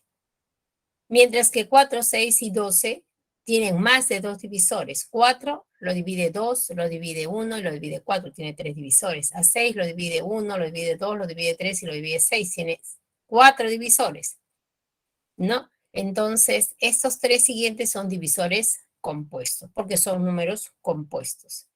Ahora bien, A los números 1 y 2, 3, que son los divisores primos más la unidad, se le llama divisores simples, ¿no? Ahí están los divisores primos y la unidad. Y luego del 1, 2, 3, 4 y 6 se le llaman los divisores propios del número 12. Este diagrama que se ha presentado sencillo para el número 12, que les va a servir mucho a ustedes, en el examen de repente no recuerdan algunas fórmulas, puede deducirlas a partir de este diagrama. Entonces, con ello puedo, por ejemplo, tener lo siguiente. Con respecto a la cantidad de divisores y los divisores primos y compuestos, lo siguiente. Que la cantidad de divisores que tiene un número es igual a la cantidad de divisores primos más la cantidad de divisores compuestos más la unidad. ¿Cuántos divisores tiene, por ejemplo, el numeral 12? Estamos observando que tiene 6. ¿Cuántos de ellos son primos? 2. ¿Cuántos de ellos son compuestos? Acá, disculpen, esto es igual.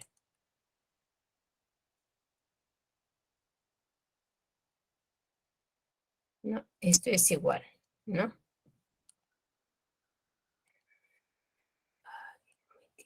Marcador. Bien. ¿Cuántos de ellos son compuestos? 3 más la unidad. Y efectivamente 6 es igual a 2 más 3 más 1, ¿no? Esa es nuestra primera fórmula. Luego tenemos lo siguiente. La cantidad de divisores que tiene un número que es igual, en este caso siempre seguimos a 12, es 6 es igual a la cantidad de divisores simples. ¿Cuántos divisores simples tiene? 3. ¿Y cuántos divisores compuestos tienes? Tiene 3. 3 más 3 te da 6. Vamos a borrar y tenemos lo siguiente. Luego dice, la cantidad de divisores simples. ¿Cuántos divisores simples tiene? 3. Es igual a la cantidad de divisores primos, que son 2 más 1. 3 es igual a 2 más 1. Y por último, la cantidad de divisores que tiene un número, que es 6, es igual a la cantidad de divisores propios. ¿Cuántos divisores propios tiene? 5 más la unidad. Fíjese, de un esquema pequeño podemos deducir varias ecuaciones que podrían ser preguntas en el tema de el examen de admisión. ¿No? Entonces, mucho cuidado con eso. Muy bien, entonces ya teniendo claro lo que son divisores primos y los números compuestos, vamos a ver ahora el teorema fundamental del álgebra. Entonces, el teorema fundamental del álgebra, recuerde, decía, todo número entero positivo se puede expresar como producto de factores primos, ¿no? Literalmente. Ahora veámoslos en un lenguaje de símbolos. Dice así, mire, todo número entero positivo. Entonces existe un conjunto finito de números primos, P sub K, y alfa sub I, valores enteros positivos, tal que ese número se expresa de acá está. Producto, cada uno de ellos son factores primos. Los alfa sub I son números enteros positivos. Esta es la descomposición canónica de un número. Cuando yo encuentre un enunciado, el número n se descompone canónicamente de la siguiente manera, entonces ya estoy pensando que cada uno de los términos de esa descomposición son números primos. Y además, cada uno de ellos tiene que ser diferentes, no pueden ser iguales. Entonces, por ejemplo, ¿no? Entonces, estos P sub I reciben el nombre de factores primos o divisores primos. Hay que indicar eso. Por ejemplo, yo tengo 12. 12 está acá expresado, descompuesto de su forma canónica porque 2 y 3 son números primos y los exponentes que tiene son números enteros positivos. Entonces, esta es la descomposición canónica de 12. 693 es igual a 3 al cuadrado por 7 por 11. Entonces, 3, 7 y 11 son números primos. Los exponentes 2, 1 y 1 son números enteros positivos. Entonces, esta es una descomposición canónica para 693. 80, lo puedo escribir como 2 a la cuarta por 7 a la 0 por 5 a la potencia 1. Ahora, 2, 7 y 5 son números primos, pero este exponente que está acá no es un valor entero positivo. Recuerde que 0 no tiene signo. Y acá me dice que sean todos positivos. Entonces, este número no es entero positivo. Por lo tanto, esta no está expresada en su forma canónica. O cuando yo escribo 144 de esta manera, que está bien, eso es cierto, pero no está en su forma canónica porque los factores todos tienen que ser diferentes y acá 2 y 2 son iguales. Si yo hubiera puesto 2 a la cuarta por 3 al cuadrado, sí, ¿no? Esta no es la forma canónica. Muy bien, vamos a ver la cantidad de divisores que tiene un número. A partir de esto, por ejemplo, tenemos lo siguiente. Si yo tengo n igual, esta es la descomposición canónica, tiene un número. Está en su forma canónica. Entonces, la cantidad de divisores positivos de n está dado por esta fórmula. ¿Qué voy a hacer? Simplemente lo siguiente. Ahí está. ¿No? Vamos a ver un ejemplo. Yo he observado hace unos instantes que 12 se escribe como 2 elevado al cuadrado por 3, ¿no? Eso es 12. Bien, pero hemos visto también que tiene 6 divisores. La cantidad de divisores que tiene este número 2 es igual a 6, pero 6 es igual a 2 por 3, o 3 por 2, y 2 es igual a 1 más 1, y 3 es igual a 2 más 1. Entonces, si yo hago lo siguiente, observo los numeradores, esto es 1 y esto es 2. Entonces, esto, el exponente de 2 y el exponente de 3 es 1. Entonces, acá le voy a poner 1 y acá le voy a poner 2. Esto me va a dar 3 y esto me va a dar 2. Entonces, para determinar la cantidad de divisores que tiene un número, entonces me está indicando que a los exponentes de la descomposición canónica le debo agregar 1 y luego multiplicar, nada más. Eso me da la cantidad, no me dice cuántos son. Entonces, la cantidad de divisores que tiene un número es, a cada uno de los exponentes le agrego 1 y paso a multiplicar. Veamos un ejemplo.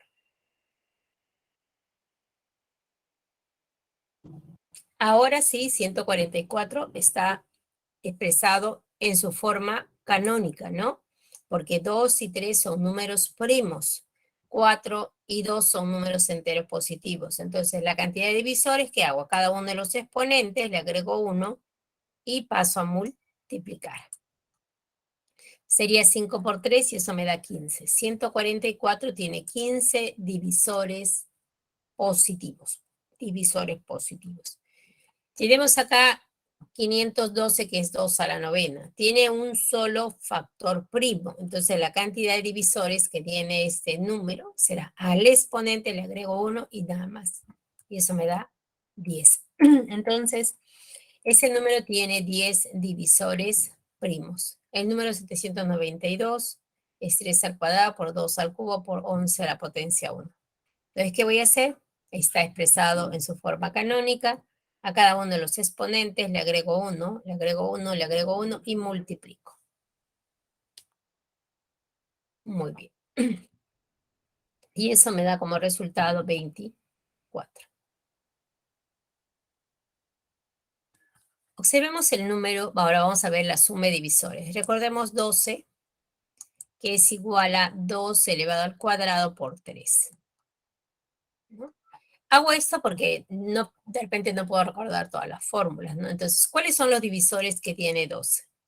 Los divisores habíamos dicho que son 1, 2, 3, 4, 6 y 12. Esos son los divisores de 12. Pregunto, ¿a qué es igual la suma de esos divisores?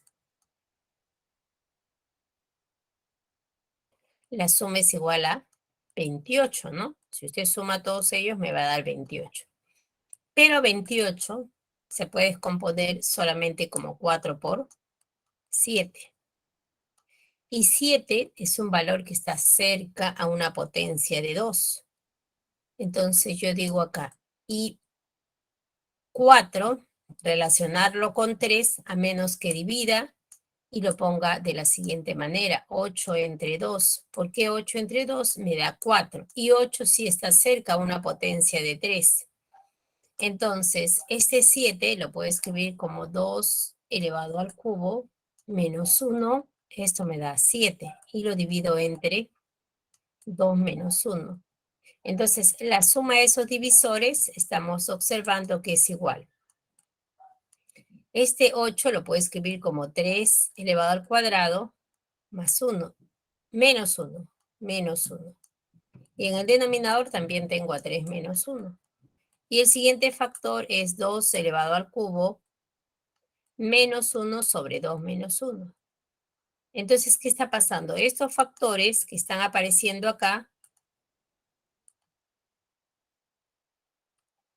estos de acá son los factores de la descomposición canónica que tiene el numeral 12, solo que en los exponentes acá a 3 el exponente era 1, se le agrega 1, y a 2 el exponente es 2, entonces acá se le agrega 1 porque esto es 3, ¿no? Entonces a cada uno de los factores al exponente le agrego 1, le resto de 1 y lo divido entre ese factor menos 1, y eso me daría la suma de los divisores.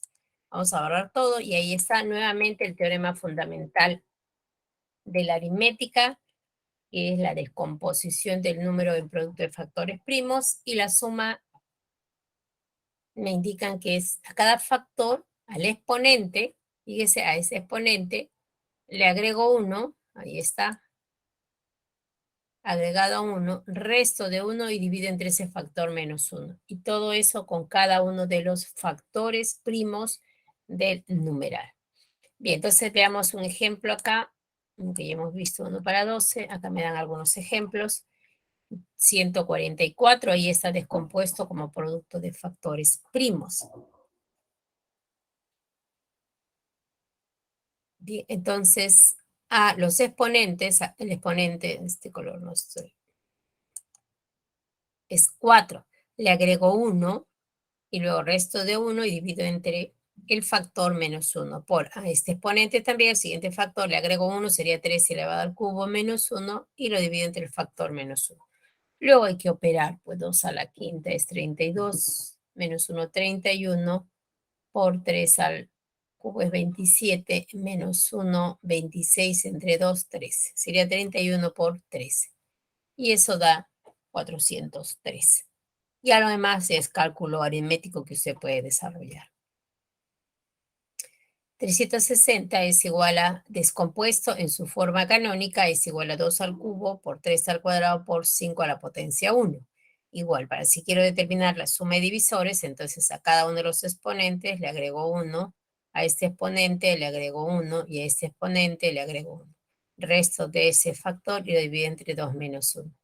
Entonces todo eso me va a quedar, acá me quedaría 15, por acá me quedaría 3 y por acá me quedaría 6. Y todo eso me daría 1170. Ya las operaciones aritméticas, por favor, ustedes se lo llega a desarrollar. Muy bien.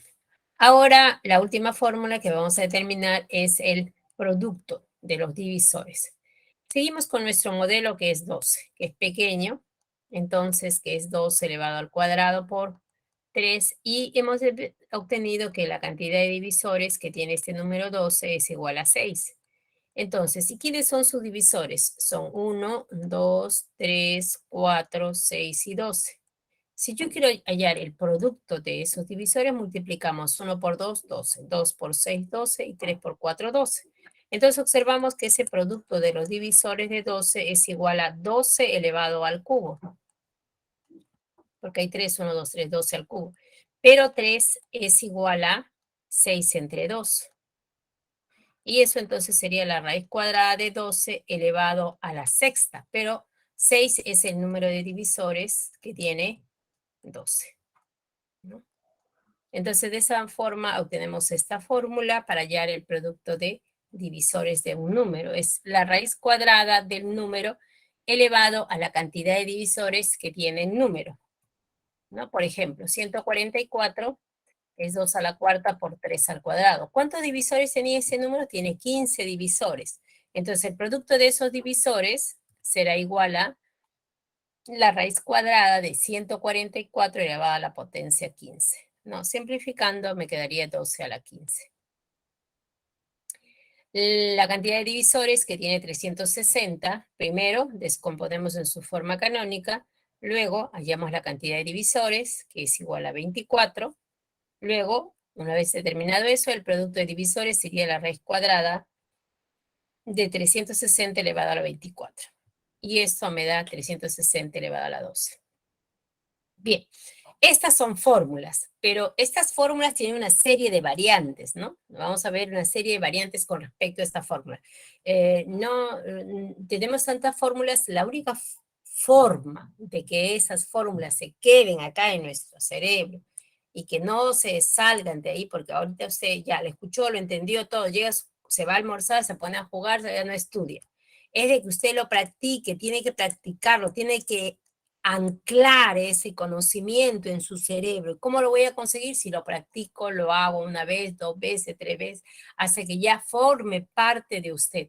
Lo llegue a amarrar tanto en todos los conocimientos que usted ya tiene adquirido, entonces ya no se va a formar usted una malla ahí que así no estudie un día o 2 días ese tema, pero ya está amarrado con otros conceptos y difícilmente logra olvidar. Pero si usted viene el conocimiento acá, está solito, no lo ha practicado, y entró, hoy día lo aprendí, se quedó ahí. ¿Con quién se relaciona? Se queda perdido en el espacio. ¿Qué hace? Se va, se aniquila solo, se elimina y desaparece. No va a quedar en usted. No es suficiente con que yo comience a hablar. Si usted no lo practica, queda esto en saco roto, ¿no? Así que mucho cuidado, chicos, con lo que está haciendo. Recuerde que se está jugando ahora el ingreso a la universidad y la diferencia en que usted mande a que le mande, ¿no? La diferencia en saber sus derechos, sus deberes, sus funciones, eso depende de usted, ¿no? Bien. Recuerde que ahora es hasta antes de la pandemia. Los chicos que estaban en San Marcos tenían comedor universitario, tenían centro médico, tenían vivienda, tenían movilidad, tenían biblioteca, y todos los beneficios que da ahora la universidad. No hay excusa para decir no puedo estudiar en la Universidad de San Marcos. No hay excusa, por favor. Entonces, póngale punche.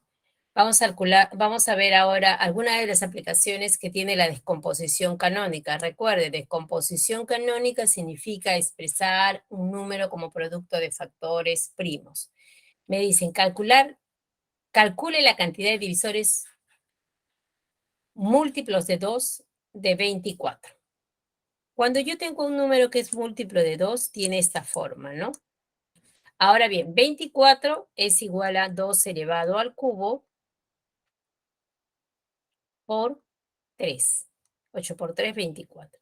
Entonces de acá yo pensaría, bueno, si yo quiero múltiplos de 2 y además divisores de 24, entonces esto podría sacar 2 y acá tendría 2 elevado al cuadrado por 3. Y todos los que dividen a esos números son múltiplos de 2, ¿no? Ahora, fíjense que como el 24 acá está expresado como producto de factores primos, a este le agrego 1 me da 4, a este exponente le agrego 1 y me da 2, y 4 por 2, 8. Me está indicando que 24 tiene 8 divisores. ¿Quiénes son? 1, 2, 3, 4, 6, 8, 12 y 24. Ahí están los 8, 2, 4, 6, 8. Ahí están los 8 divisores de 24. ¿Y cuántos de ellos son múltiplos de 2? Fíjense ustedes, todos no. Ellos son múltiplos de 2. Solamente hay 6. ¿Y cómo determino esto? Mire, este exponente es 2 y el exponente que tengo acá es 1. Si a este le agrego 1, me queda 3. Si a esto le agrego 1, me queda 2. ¿Y el producto cuánto me da? Precisamente me da 6, ¿no? Muy bien, entonces vamos a borrar esto. Y ahí está la fórmula para determinar la cantidad de divisores múltiplos de 2 que tiene 24, ¿no? Entonces, 24 factorizo 2, tengo 2 al cuadrado por 3 a la potencia 1, a esos exponentes, 2 y 1, ¿no? Le voy a agregar 1, a 1 le agrego 1 y eso me daría 6. ¿Quiénes son esos factores o divisores múltiplos de 2? Son 2, 4, 6, 8, 12 y 24. Si por ahí me pidieran, no. Yo quiero no aquellos que son múltiplos de 2, sino son múltiplos de 4. Observemos, ¿quiénes son los que son múltiplos de 4? Acá. Los divisores de 24 que son múltiplos de 4.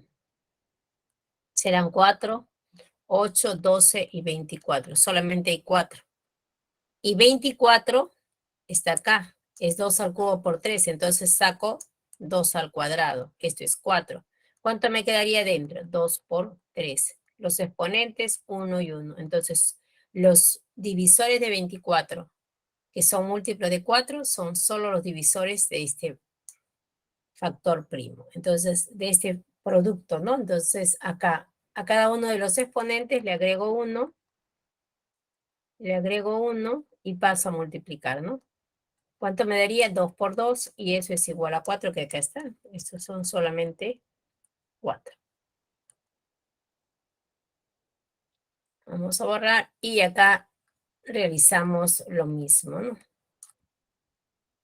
Saco factor 4, la cantidad de divisores es igual a 4 y son 4, 8, 12 y 24. Y ahora me dicen,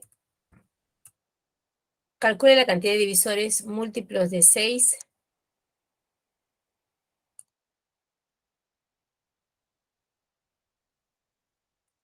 Un momentito, quiero borrar esto. Múltiplos de 6 de 24. Acá en la figura se ve que los múltiplos de 6 van a ser 6, 12 y 24. Solamente hay 3. Los demás no son múltiplos de 6. A ver si voy a borrar todo. Solamente hay 3. Entonces ahora saco factor 6 y me queda 2 al cuadrado, ¿no? Entonces la cantidad de divisores de 24 múltiplo de 6, al exponente que tiene 2 le agrego 1 y eso me da 3. Y efectivamente eran 3, ¿no? 12, 2, 6, 12, 24. Muy bien. Veamos ahora si ahora combina esas preguntas de la siguiente manera. Esos son los resultados que hemos determinado en los instantes, ¿no? La cantidad de divisores de 24 múltiplos de 2 son 6. La cantidad de divisores de 24 que son múltiplos de 4 son 4. Y la cantidad de divisores de 24 que son múltiplos de 6 son 3. Bien, entonces ahora, ¿qué pasaría si a mí me piden lo siguiente? Dice, calcule la cantidad de divisores positivos múltiplos de 2, pero no de 3. El pero, recuerden, en un enunciado es conjunción. Ahora bien, si supongamos que yo llamo A igual a el conjunto de los divisores de 24 que son múltiplos de 2 y B igual el conjunto de los divisores de 24 que son múltiplos de 3. Entonces acá me estarían pidiendo A intersectado con el complemento de B, ¿sí o no? Porque me dicen no múltiplos de 3. Y eso sería igual a A menos B, ¿no? Entonces a la cantidad de elementos que hay en A, le quito la cantidad de elementos que hay en B. Entonces, y también recordemos que cuando yo trabajo intersección de diferencia de conjuntos, si acá tengo A y acá tengo B, entonces A menos B es solamente esta parte, ¿no? Muy bien, teniendo esto del enunciado, vamos a borrar, entonces vamos a hacer esta gráfica. Ahí está, el conjunto de los elementos que son múltiplos de 2 y los que son múltiplos de 3. Si son múltiplos de 2 y múltiplos de 3, entonces son múltiplos de 6.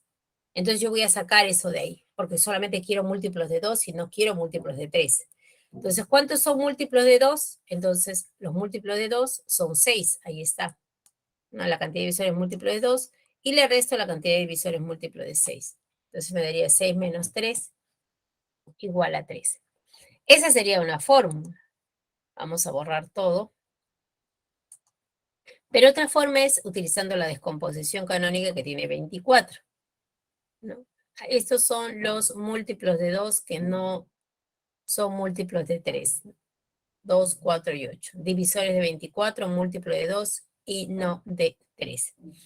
Utilizamos entonces la descomposición de 24. 24 es igual a 2 al cubo por 3. Saco el factor 2, que es lo que me está pidiendo, pero yo no quiero que sea múltiplo de 3, entonces elimino esto y solamente me concentro en esto.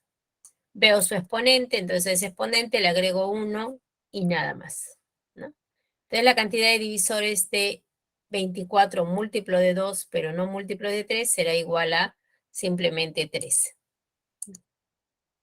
Simplemente 3. No me concentro en ese exponente, nada más. Una forma directa, ¿no? Muy bien. Ahora, si por ejemplo me pidieran lo siguiente, dice, calcule la cantidad de divisores positivos múltiplos de 2, pero no de 4. Usted recuerde que todo número que es múltiplo de 4 es múltiplo de 2. Eso me está indicando que el conjunto, vamos a llamarle a esto A, el pero, recuerde que es intersección, múltiplo de 4 le vamos a llamar C. Entonces me piden esto, porque dicen no, ¿no? Entonces, este conjunto C está dentro del conjunto A, porque todo número que es múltiplo de 4 es múltiplo de 2. Está incluido ahí. Entonces, si utilizamos conjuntos, tendríamos este diagrama, ¿no? Todos los divisores de 24, que son múltiplos de 4, también serán múltiplos de 2. En la parte superior tengo estos resultados. Y entonces yo digo, la cantidad de divisores que son múltiplos de 2 y no son múltiplos de 4 será igual a los que son múltiplos de 2, le quito lo que son múltiplos de 4. Múltiplo de 2 son 6 y múltiplo de 4 son 4. 6 menos 4 me daría simplemente 2. Entonces, ¿quiénes son? Ahí están, son 2 y 6. Estos son divisores de 24 que son múltiplos de 2, pero no son múltiplos de 4. ¿Cuál sería la otra forma? No, la otra forma sería factorizar 4 y eliminar, ¿no? Múltiplo de 2, disculpen. Factorizar 2 y eliminar aquellos factores de 4. En este caso voy a eliminar acá 2 a la cuarta. Y entonces me quedaría con el exponente de 3, que es 1. Entonces a este exponente le agrego 1 y me daría 1 más 1, 2. ¿No? Que son precisamente los que están acá. Ojo que me piden cantidad. No me dicen quiénes son. Como el conjunto o el número que estamos trabajando es pequeño, puedo identificar quiénes son. Pero cuando el conjunto es grande, eso ya no es tan sencillo. Bien. También sabemos que la clase anterior vimos a qué se le llama cuadrados perfectos y cubos perfectos, ¿no? Los cuadrados perfectos son de la forma, son aquellos que tienen el exponente 2 y los cubos perfectos los que tienen exponente 3. Muy bien. Entonces, en este caso me piden calcule la cantidad de divisores positivos cuadrados perfectos y cubos perfectos de este número. Entonces, un cuadrado perfecto, se voy a sacar los factores que son cuadrados perfectos de este número. Ahí está descompuesto como producto de factores primos, pero yo sé que 8 es igual a 4 por 2. Y que 6 es igual a 3 por 2. Y que 3 es igual a 2 por 1 más 1. Entonces vamos a utilizar eso y tendríamos esta forma de descomponer a este número n. Muy bien. Entonces lo que voy a hacer es solamente tomar los divisores de este número, los divisores de este número y de este número que son cuadrados perfectos. Entonces serán aquellos, o la cantidad será aquellos, solamente trabajo con este exponente, los exponentes que están acá. Igual como en los casos anteriores, a cada uno de los exponentes le agrego uno y paso a multiplicar, ¿no? Y eso me daría 40. Digo, la cantidad de divisores positivos cuadrados perfectos que tiene este número es igual a 40. Este número tiene 40 divisores cuadrados perfectos. Fíjese 24, ¿no? Vamos a poner a 24, número pequeño, ¿no? 24 es igual a 2 elevado al cubo por 3. Bien, pero eso es igual a 2 elevado al cuadrado, ¿no? Por 2, por 3, ¿no? Entonces, acá yo tengo un cuadrado perfecto y su exponente es 1. Entonces, yo trabajo solamente, voy a trabajar solamente con este factor. Los demás no lo considero porque no son cuadrados perfectos. Entonces, me digo así, la cantidad de divisores, que son cuadrados perfectos, que tiene este número 24, será igual a este exponente, le agrego 1, sería 1 más 1, y esto sería igual a 2. Entonces, 24 tiene solo 2 divisores que son cuadrados perfectos, no tiene más. Veamos cuáles son los divisores de 24. Son 1, 2, 3, 4, 6, 8, 12 y 24. Recuerde que son 8. Ahí están 2, 4, 6, 8. De estos 8 divisores de 24, ¿cuáles son cuadrados perfectos? El 1 es un cuadrado perfecto. El 4 es un cuadrado perfecto, es 2 al cuadrado. 2, 3, 6, 8, 12 y 24 no son cuadrados perfectos, ¿no? Entonces, para este caso, se determina fácilmente cómo determinar la cantidad de divisores cuadrados perfectos. En el caso de que me pidan cubos perfectos, entonces vamos a borrar. Por ejemplo, para 24. Entonces yo de acá tengo 2 al cubo por 3. Entonces lo que hago es simplemente, cuando me piden cubos perfectos, entonces yo tengo esto es igual a 2 elevado al cubo y a la potencia 1 por 3. Y entonces trabajo solamente con este exponente. Entonces digo, la cantidad de divisores de 24 que son cubos perfectos es igual a este exponente, le agrego 1, 1 más 1 y eso me dará 2. Hay solo 2 divisores de 24 que son cubos perfectos. ¿Quiénes son esos divisores de 24 que son cubos perfectos? Vamos a borrar esto. Y sería simplemente el 1, que es un cubo perfecto, y el 8, que es un cubo perfecto. 8 es 2 elevado al cubo. Los demás no son cubos perfectos. Son divisores de 24, pero no son cubos perfectos. Muy bien, entonces vamos a borrar esto de acá. Y entonces, ahora para ver los cubos perfectos, al número n, le sacamos los factores cúbicos, ¿no? Entonces descomponemos 2 a la octava como 2 a la sexta por 2 al cuadrado. Y 3 a la sexta como 3 a la sexta. Eso sí lo dejamos ahí, solamente alternamos el orden de los exponentes. Y entonces acá tendríamos los exponentes de los cubos perfectos. Entonces a estos exponentes yo les agrego una unidad y multiplico. Y entonces puedo asegurar que este número n, que está descompuesto canónicamente, tiene 18 divisores que son cubos perfectos, ¿no?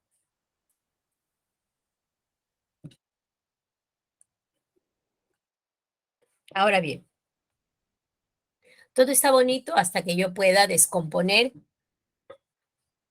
un número, expresarlo como producto de factores primos. Pero cuando el número es grande, es muy grande, esa descomposición se hace bastante complicada, ¿no? Por ejemplo, me piden expresar ese número como producto de factores primos. Entonces yo sé, digo, bueno, esto de acá es 1 por 2 por 3, 4 es 2 elevado al cuadrado, por 5 que es un número primo, por 6 que es 2 por 3, por 7 que es un número primo, por 8 que es 2 elevado al cubo, por 9 que es 3 elevado al cuadrado, por 10 que es 2 por 5, por 11 y por 12 que es igual a 2 elevado al cuadrado por 13.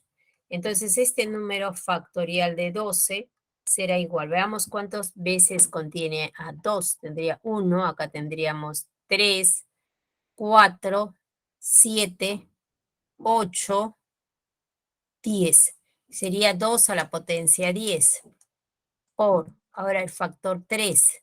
Tendríamos 1, 2, 4, y con esto 5. Sería 3 a la quinta por 5. 5 elevado a qué exponente. Acá tendríamos 1 y acá 1 sería al cuadrado. Por, ahí tengo solo un factor para 7 y por 11. Esa es la descomposición del factorial de 12. Pero este trabajo resulta bastante complicado si, por ejemplo, me pide la descomposición canónica del factorial de 145. Entonces, ¿qué se va a hacer? Se hace divisiones sucesivas. Agarro a 12, lo divido entre 2, lo divido entre 2, lo divido entre 2 y solamente sumo los cocientes. Esa suma me da 10. Y ese va a ir como exponente de 2. Lo mismo divido entre 3, me da 4, entre 3 me da 1, la suma de cocientes me da 5, ese es el exponente de 3. Divido entre 5 me da 2, entre 7 me da 1 y entre 11 me da 1. Entonces, ahí está. Solamente cojo los cocientes, los sumo. Ese resultado va a ir como exponente. Acá también 4 más 1, 5, eso va como exponente. Acá 5 al cuadrado, 7 a la potencia 1 y 11. Y ahí está la descomposición que lo hemos hecho así en forma manual. También lo podemos hacer mediante divisiones sucesivas. Este es el método para hallar la descomposición cuando tengo cantidades muy grandes. Muy bien, entonces vamos a ver los ejercicios para esta semana. No sé si hay alguna consulta, alguna pregunta.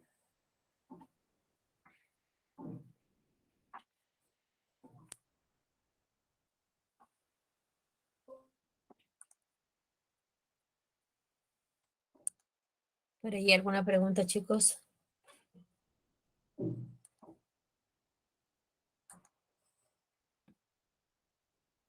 Ninguna. Entonces podemos pasar a los ejercicios para esta semana.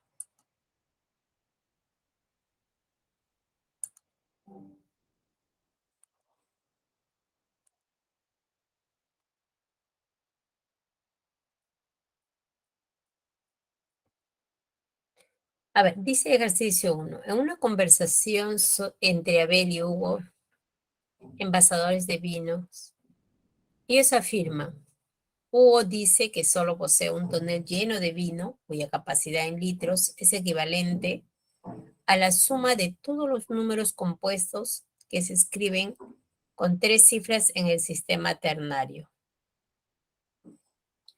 Abel dice que posee solo 5 toneles llenos de vino, cuya capacidad en litros coincide con los 5 menores números primos de 3 cifras. Hay 2 formas de determinar cuándo un número es primo. Uno es mediante una criba que tiene que ver con la multiplicidad de 6. Pero esto lo puede utilizar usted para números menores a 100, ¿no? Yo voy a hacer, por ejemplo, ahí yo tengo múltiplo de 6, por acá vendría a ser 8, 9, 10, 11, 12, múltiplo de 6. Si usted continúa, acá tendría 13, 14, 15, 16, 17, 18, 19, 20, por acá está 19, 20, 21, 22, 23, 24, 25, 26, 27, 28, 29 y me voy a quedar en 30. Usted puede hacer hasta 50, sí. Bien, entonces ahora digo lo siguiente. El número 1 no es considerado primo ni compuesto. 2 es un número primo, 3 es un número primo y 5 es un número primo. Pero todos los números que están debajo de 2 no son números primos, ni los que están debajo de 3 no son números primos.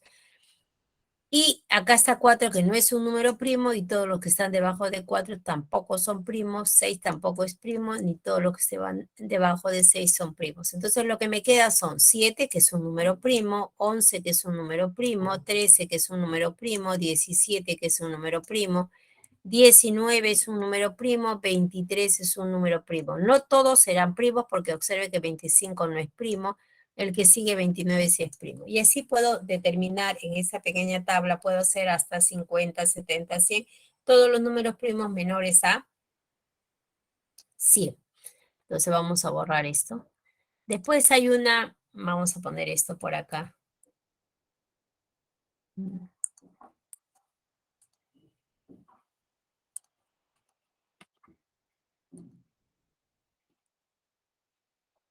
Voy a tener acá una tabla. Esta tabla, ay no, no lo voy a poder sacar. Igual lo voy a copiar así.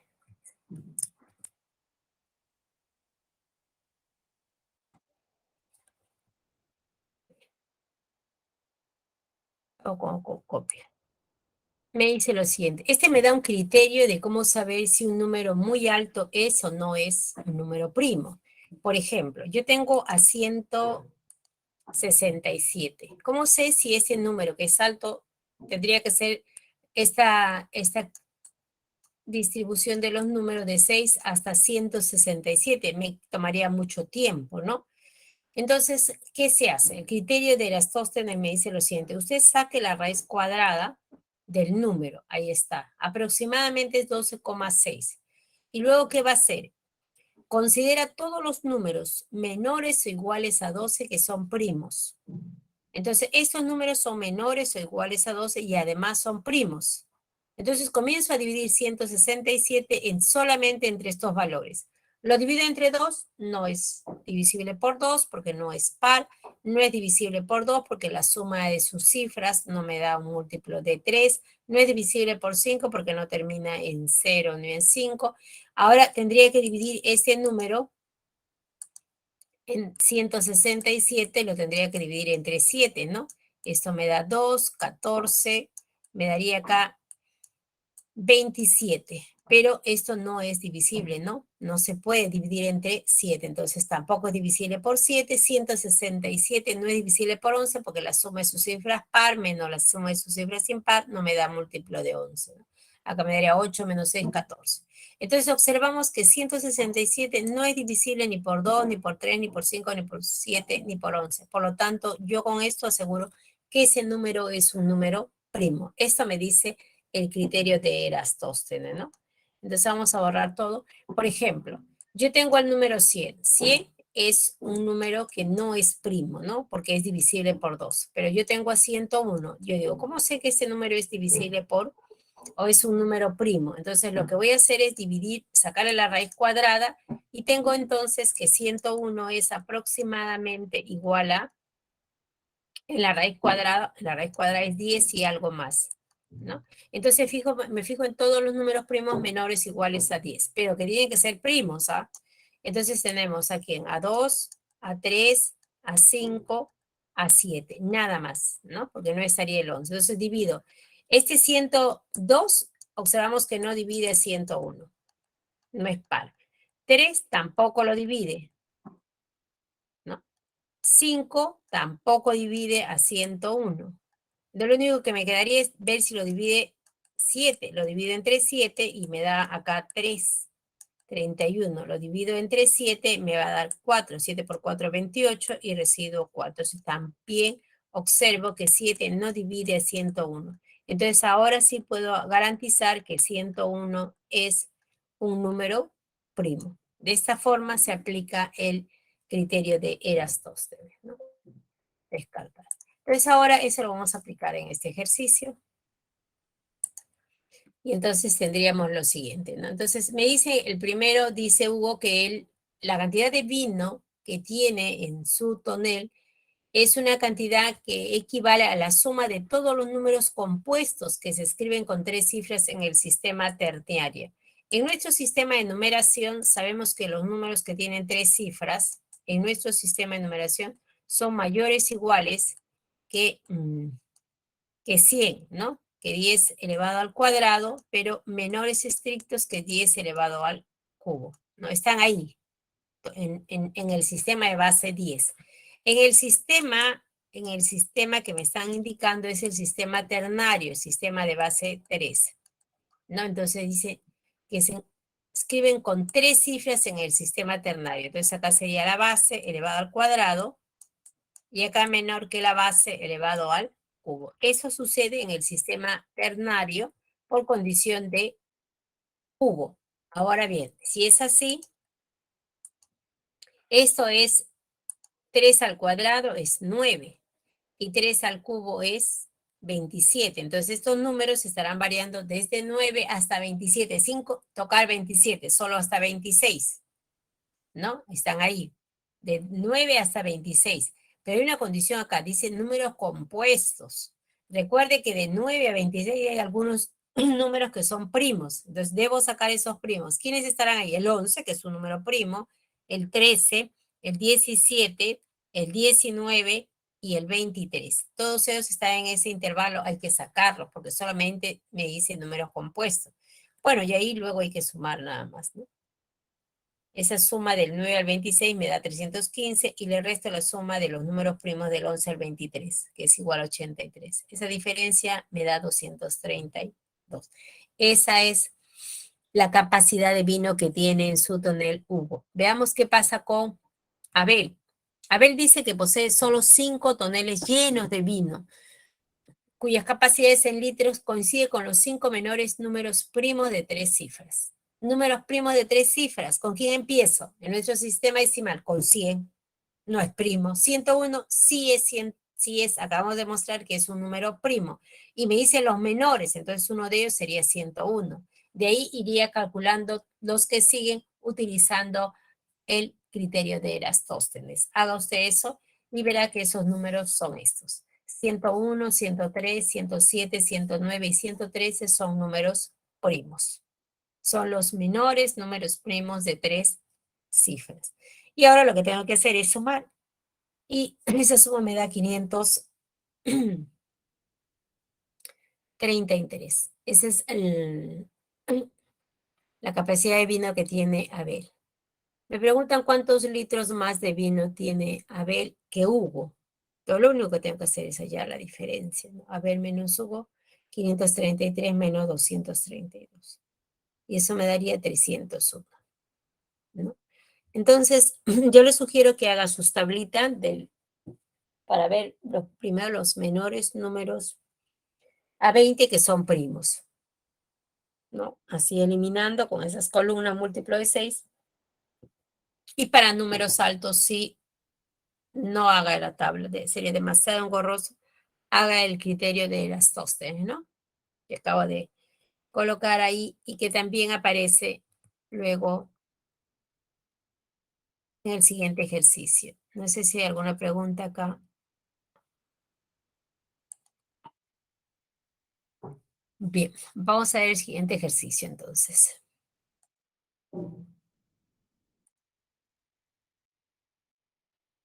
Dice, Mario tiene 5.845 soles y gasta en soles una cantidad equivalente a la suma de divisores primos positivos del número de soles que tiene. Determine la suma de cifras del número de soles que le queda. Entonces, acá ya vemos suma de divisores primos positivos de los soles que tiene. Los soles que tiene 5.845. Para hallar esa suma de divisores primos, yo tengo que descomponer ese número como producto de factores primos. Entonces, lo que sí observo es que es múltiplo de 5. Entonces hay que dividirlo entre 5 y continúa la división.